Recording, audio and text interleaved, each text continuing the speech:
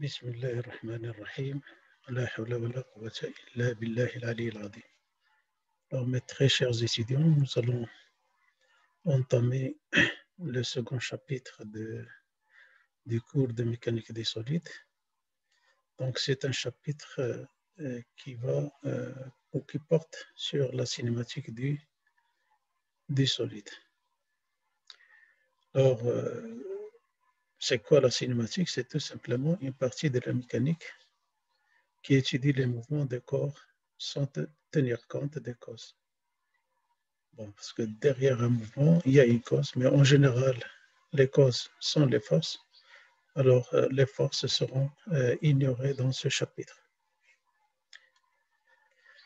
Alors, pour cela, donc, on a besoin d'un espace repère dans lequel évoluent les systèmes.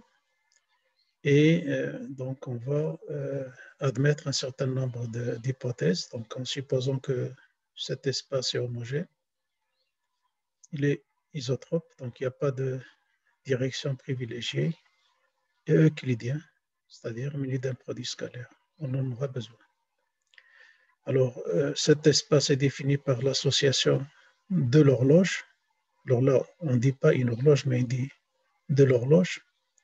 C'est tout simplement pour marquer le caractère universel du temps en mécanique classique. Parce que nous travaillons avec des corps qui évoluent avec une vitesse qui est très faible devant la célérité de la lumière. Alors, dans ce cas-là, le temps sera indépendant du repère. Alors, ce repère, il est défini par son origine et par sa base. Alors, donc, on vient de le dire, l'existence du temps absolu, donc c'est un temps qui est indépendant du repère. Les vecteurs de base sont I0, J0, K0, et on travaille toujours avec des bases orthonormées directes.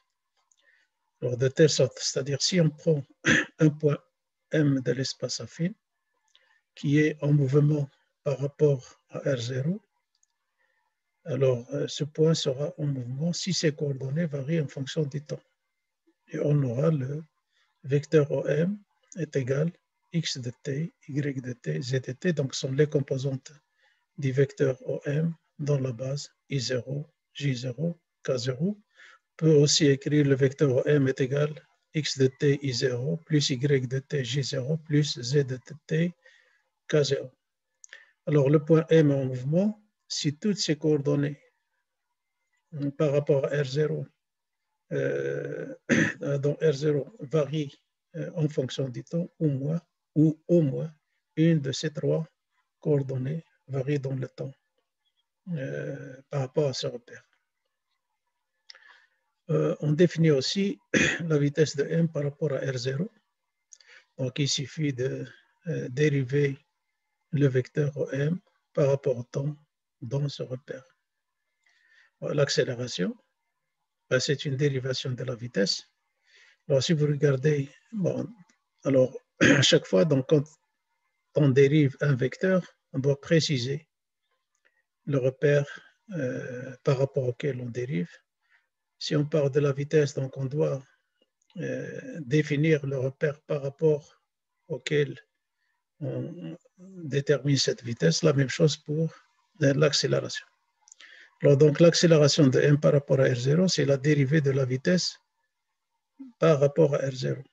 Mais c'est la dérivée d'une vitesse qui est déjà calculée par rapport à R0. Ou bien on dérive deux fois par rapport au temps le vecteur OM dans le repère R0. Alors,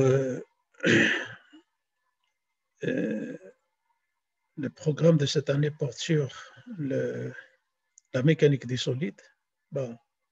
Donc, on va travailler avec des solides rigides qu'on va définir comme ceci. C'est un solide qui est indéformable.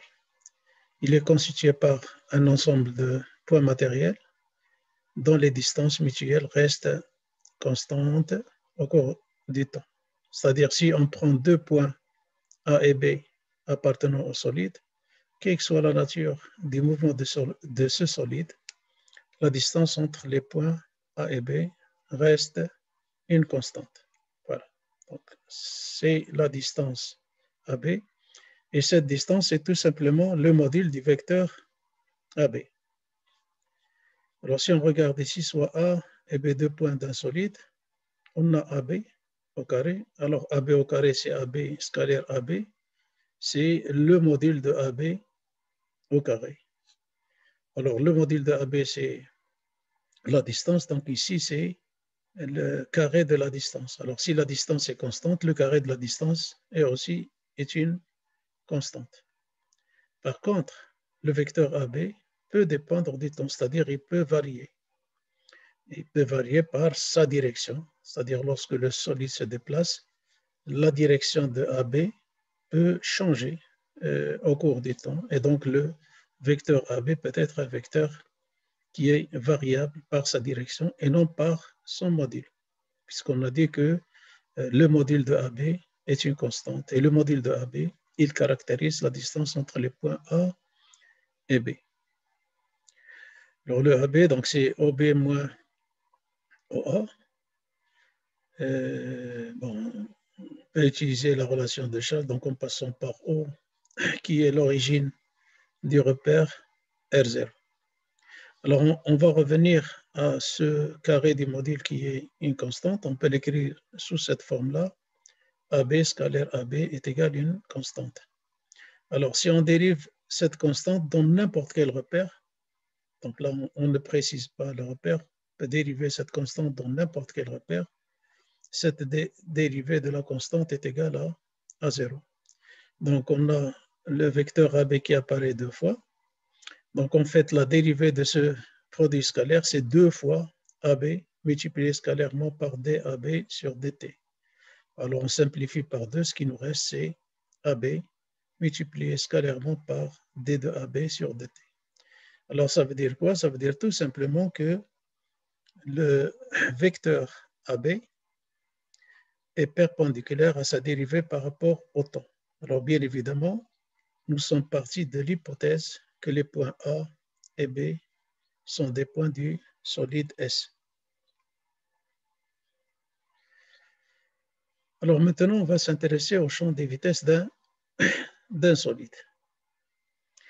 Alors, cette relation est vérifiée, c'est-à-dire si les points A et B appartiennent au solide, c'est ce que nous venons de voir.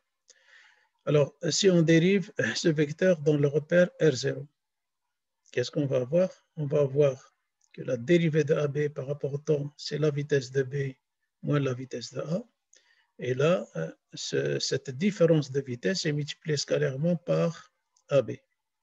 Alors, on peut écrire ça de cette façon pour avoir AB multiplié scalairement par la vitesse de B est égal à AB multiplié scalairement par la vitesse de A. Et là, qu'est-ce qu'on constate? On constate qu'on a vérifié l'équiprojectivité. Ça veut dire quoi? Ça veut dire le champ des vitesses d'un solide est équiprojectif. Alors, bien évidemment, donc, nous avons vu que tout champ équiprojectif est antisymétrique. Et donc, à ce champ-là, on peut associer un torseur. Alors, on peut affirmer l'existence d'un vecteur oméga. Alors là, on l'appelle plus R. On verra pourquoi. Mais ce vecteur oméga qui va être associé au torseur des vitesses, tel que la vitesse en B et la vitesse en A sont reliées par la relation de transfert. Donc, ça, c'est tout simplement une conséquence de ce que nous avons vu dans le chapitre 1 sur les torseurs. Alors, le oméga, qu'est-ce qu'il va représenter? Il va représenter la résultante du torseur.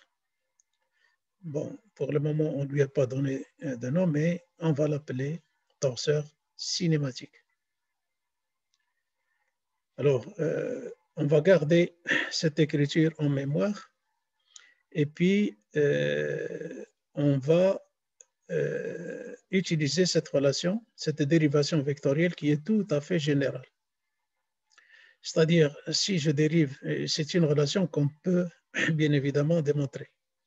Si je prends un vecteur AB, si je le dérive dans R0, cette dérivation dans R0 est égale à sa dérivation dans R plus oméga de R par rapport à R0 multiplié vectoriellement par AB. Et ceci, quel que soit le repère R0, quel que soit le repère R. Mais si je prends les points A et B appartenant au solide,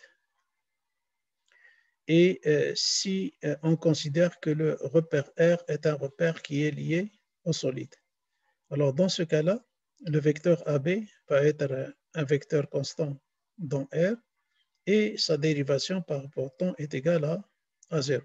Bon, c'est ce qu'on écrit ici, la dérivée de AB par rapport au temps est égale à 0, car AB est constant dans R, puisque R est un repère qui est lié au solide.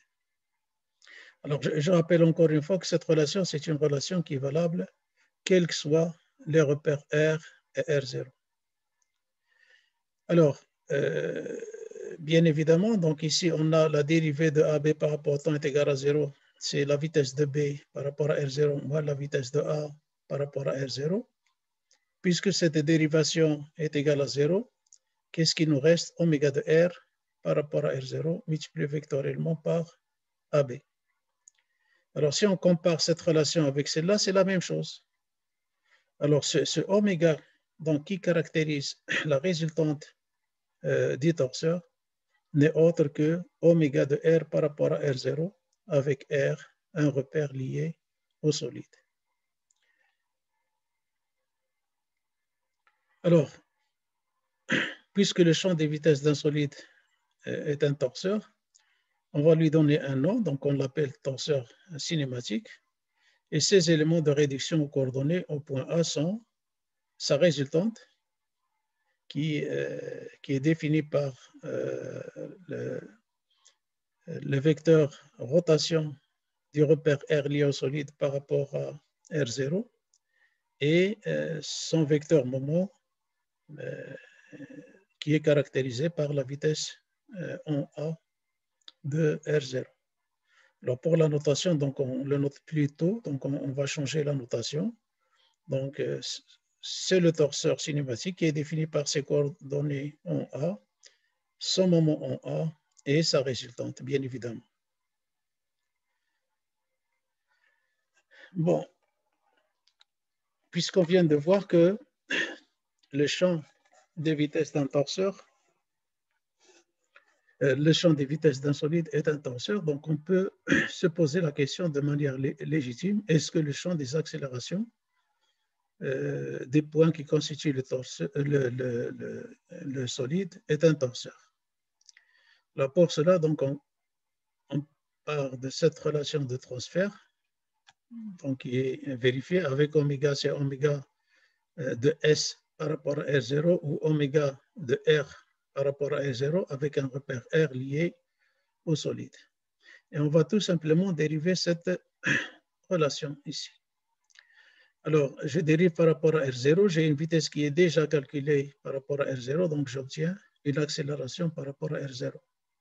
La même chose ici, lorsque je dérive encore une fois par rapport à R0, j'obtiens une accélération dans R0. Et là, on va dériver le produit vectoriel. Donc, ça va nous donner d oméga sur dt par rapport à R0 multiplié vectoriellement par AB, plus oméga multiplié par la dérivation de AB par rapport au temps dans R0 qui est égal à la vitesse de B moins la vitesse de A. Et la vitesse de B moins la vitesse de A, donc on va la remplacer par oméga vectoriel AB. Voilà, oméga vectoriel AB. Et donc, si vous regardez cette expression-là, vous avez l'accélération en B de B par rapport à R0 est égale à l'accélération de A par rapport à R0, plus un terme, c'est-à-dire la dérivée de la rotation du solide par rapport à R0 multiplié vectoriellement par AB. plus cette quantité-là, bien évidemment, cette quantité est en général non nulle. D'accord? Alors, à cause de ce terme-là, qui est en général non nul, donc on peut déduire que le champ des accélérations d'un solide n'est pas un torseur.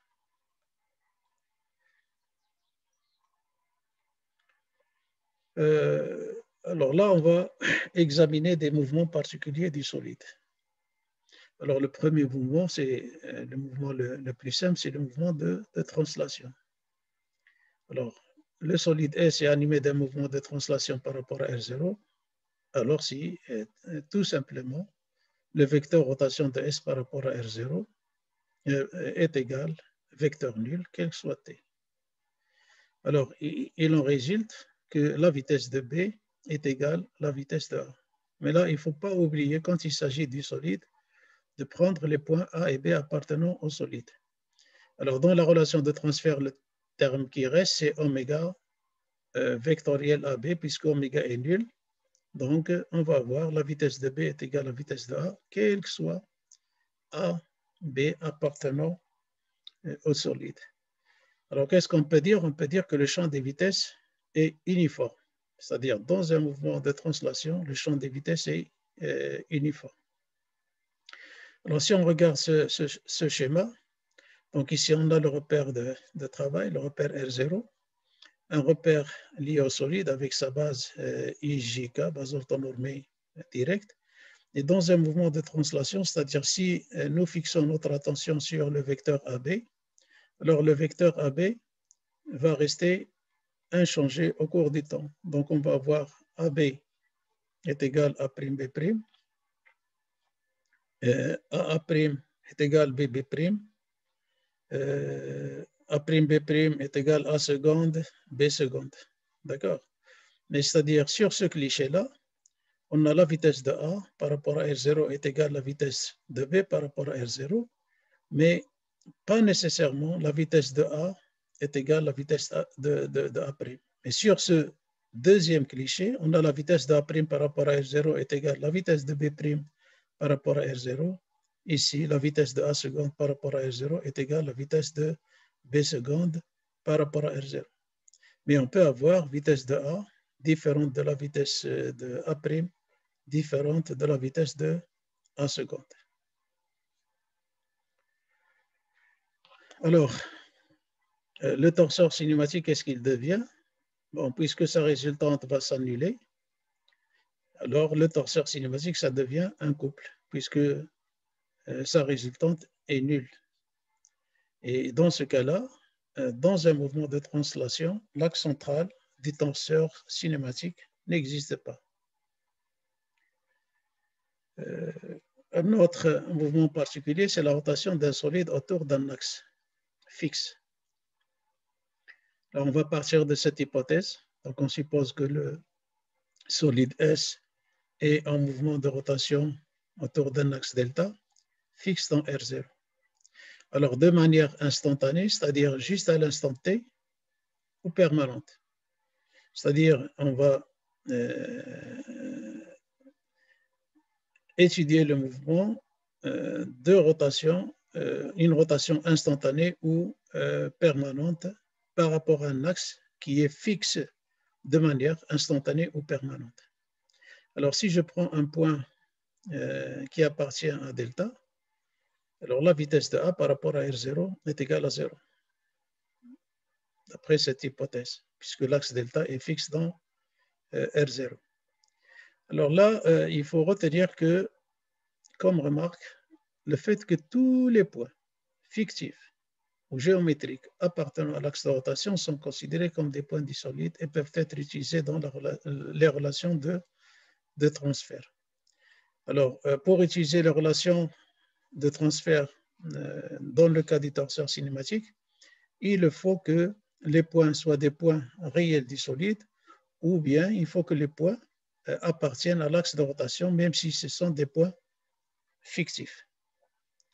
Alors, je reviens à cette notion de torseur. Je prends un point M quelconque appartenant au solide Et en vertu de cette remarque, donc je peux utiliser le point A qui appartient à delta dans la relation de transfert. Et je vais avoir la vitesse de M est égale à vitesse de A, qui est nulle, plus oméga vectoriel à M, avec oméga de S par rapport à R0 différent de 0.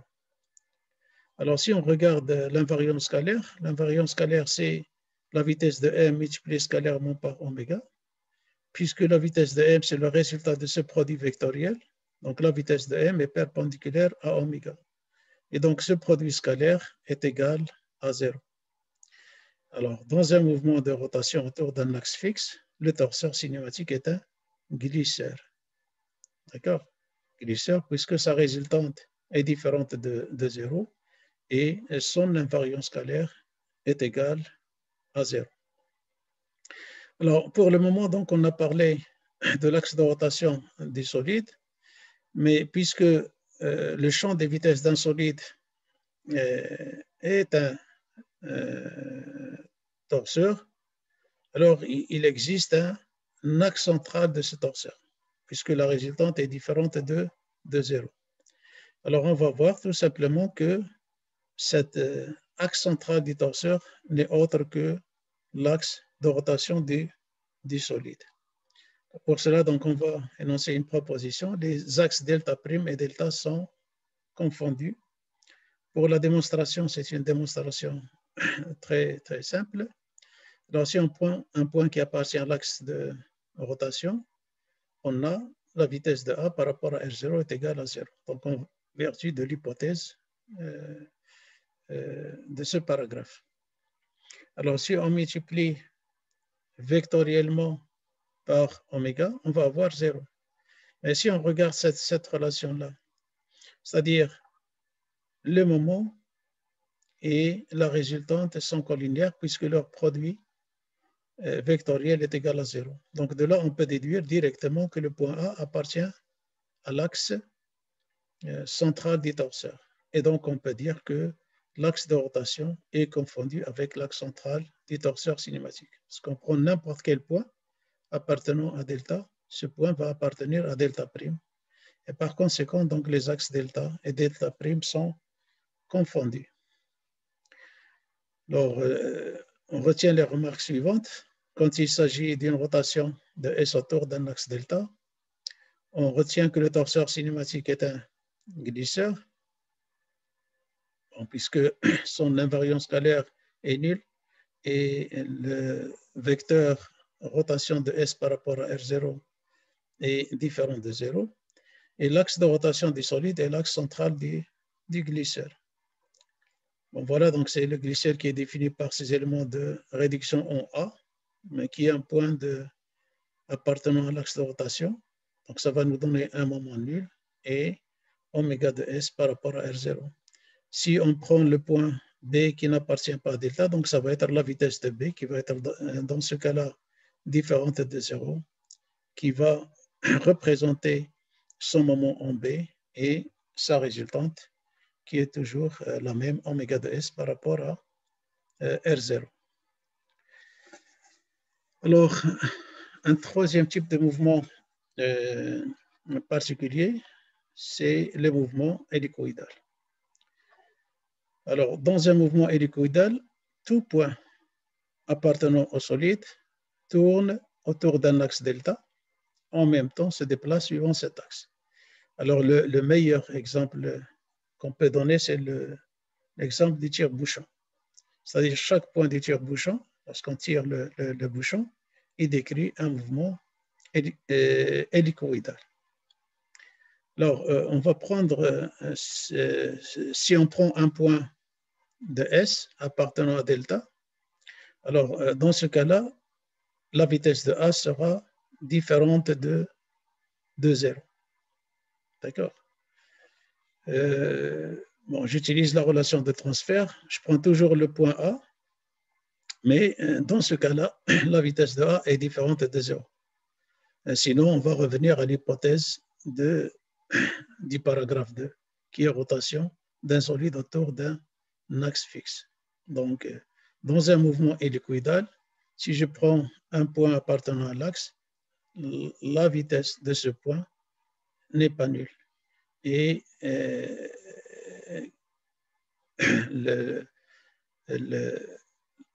la vitesse de tout point M est constituée de deux vitesses, donc une qui va caractériser la translation, bon, c'est-à-dire une translation le long de l'axe, et la deuxième composante qui va représenter une rotation autour de l'axe. Alors pour la schématisation, donc là on schématise un mouvement hélicoïdal. Donc on considère, nous fixons notre attention sur le point M qui se déplace, donc qui est animé d'un mouvement hélicoïdal. Alors la distance du point M reste constante par rapport à l'axe delta. Alors on va considérer la projection de M sur le plan horizontal. Alors lorsque le point M se déplace, le point P qui représente la projection de ce point M va se déplacer également. Mais le point P, qu'est-ce qu'il va faire? Donc, il va décrire une trajectoire circulaire. La projection de M sur l'axe de rotation, c'est H, donc sera animé d'un mouvement de translation. Alors, le vecteur OM, donc on peut l'écrire sous cette forme-là, OH plus HM. Or, HM, c'est tout simplement OP. Donc, on va remplacer le HM par OP. Et on va dériver cette relation vectorielle. Donc, la dérivée de OM nous donne la vitesse de M par rapport à R0. La dérivation de OH, elle nous donne la vitesse de H par rapport à R0. Et la dérivée de OP nous donne la vitesse de P par rapport à R0. Alors, la vitesse de H, mais la vitesse de P, c'est-à-dire si je passe par le point P qui est un point fixe, je vais avoir oméga de S par rapport à R0 multiplié vectoriellement par OP. Et donc, on voit bien que dans un mouvement hélicoïdal, il y a deux composantes. Il y a une vitesse qui caractérise la translation le long de l'axe et une autre composante qui caractérise la rotation autour de l'axe. Alors, de tout ceci, il faut retenir le fait que si vous prenez un point qui appartient à l'axe, bien évidemment, qui caractérise la projection du point sur lequel nous fixons notre attention, on va avoir une vitesse qui est non nulle. Et bien évidemment, donc l'invariance scalaire n'est pas nulle dans un mouvement hélicoïdal. Alors le I est différent de 0.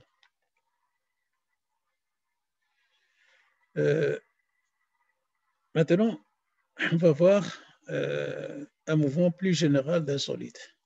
C'est ce qu'on appelle le mouvement tangent.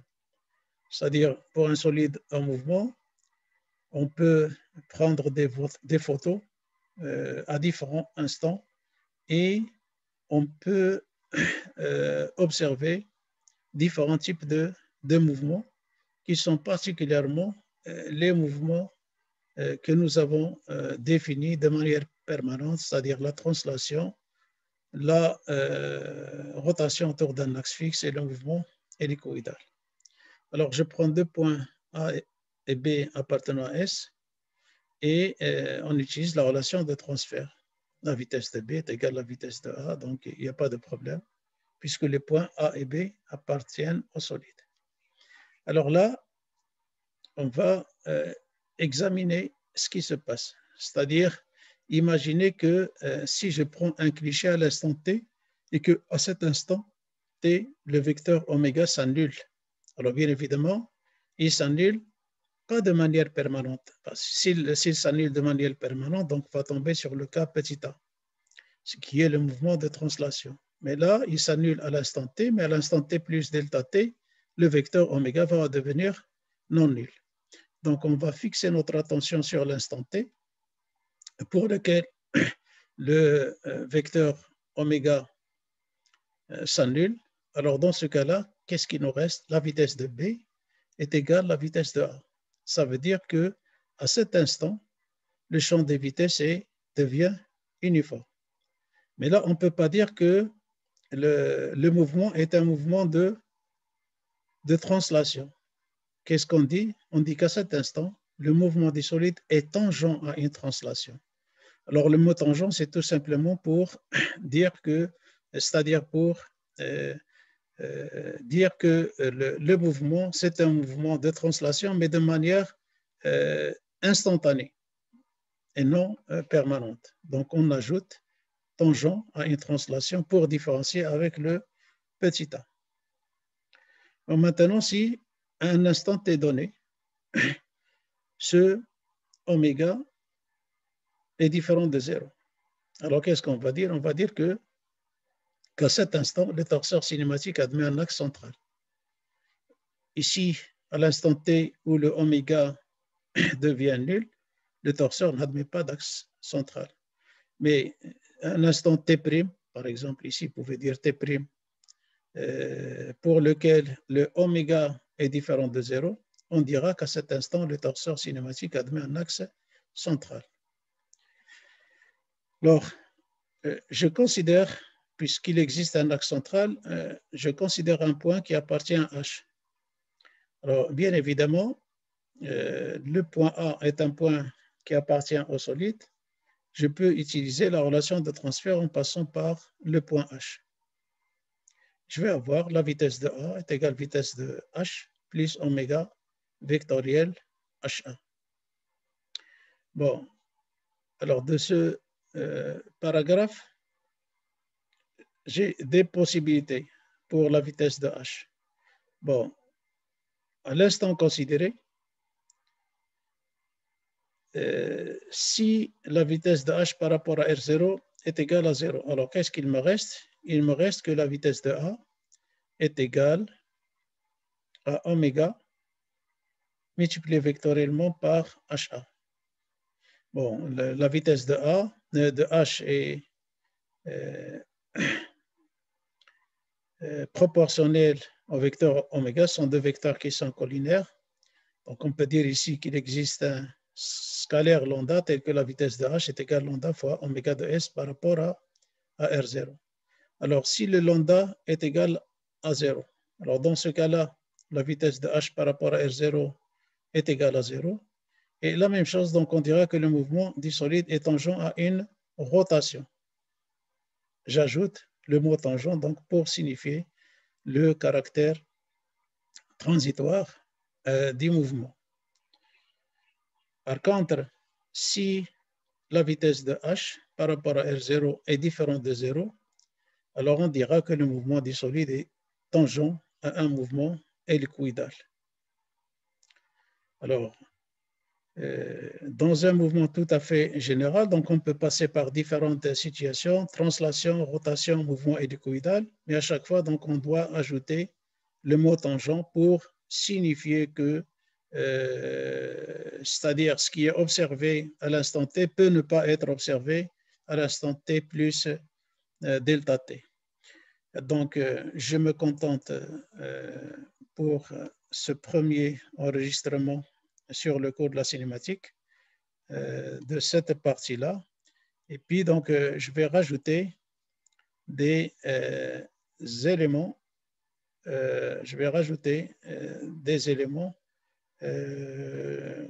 c'est-à-dire des compléments, peut-être pour expliquer quelques relations sur lesquelles j'ai passé assez rapidement.